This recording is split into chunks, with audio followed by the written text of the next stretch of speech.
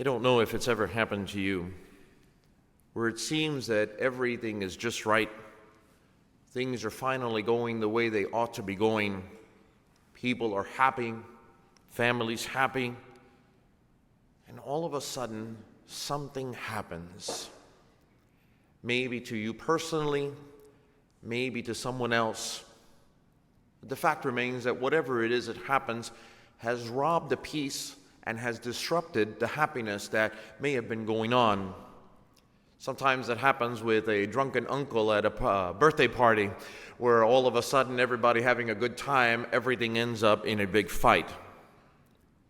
Whatever the case may be, the reality is that sometimes you and I experience something that goes wrong when everything has been going so very right.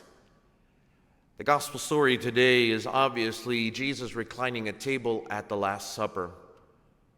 Think about that and put that into perspective for just a moment. This is Jesus' highest moment as he begins to tell his disciples what is to happen.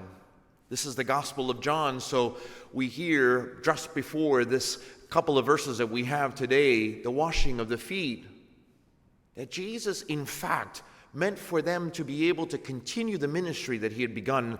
This is the pinnacle, if you will, of this evening, and evil always lurking. We hear, obviously, of Judas Iscariot's betrayal of Jesus. And my brothers and sisters, in the very same way that Judas allowed evil to overcome him, that can happen to any one of us.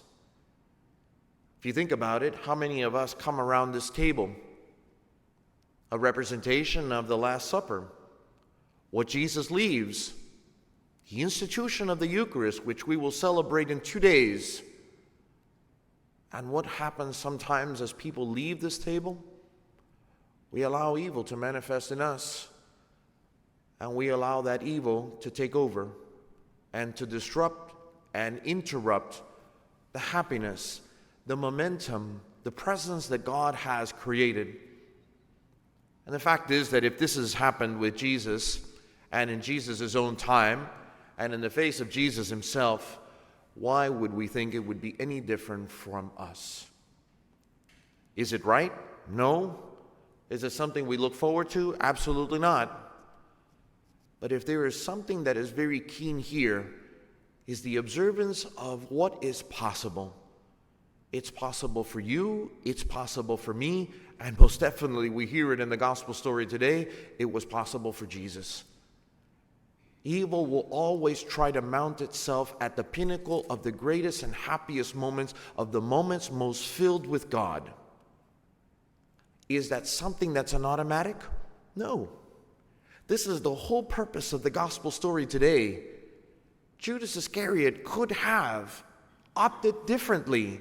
He could have chosen differently, but he opted not to.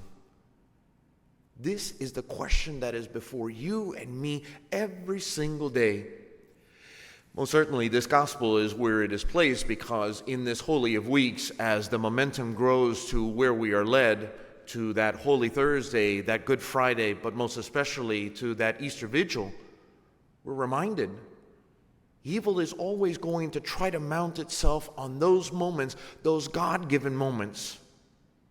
I think when you and I are in the face of that, whether we are the ones who are being tempted to allow evil to mount itself on our lives, or whether we are spectators, if you will, of what is about to happen, we have a decision to make. We either allow it to rob us of our peace, or we allow Jesus and what we hear in the gospel story today to overtake our heart all the more. It's interesting, Judas Iscariot certainly betrayed Jesus, but who Jesus was and what he was about never changed. It never faltered. Many of his disciples scattered because the scandal of the cross was too great. Jesus did not recant. And so maybe in your lives, as you realize the many times in which evil maybe has mounted in your own lives or in the lives of the people in your own family or in the people that surround you, what is your response? What do you do?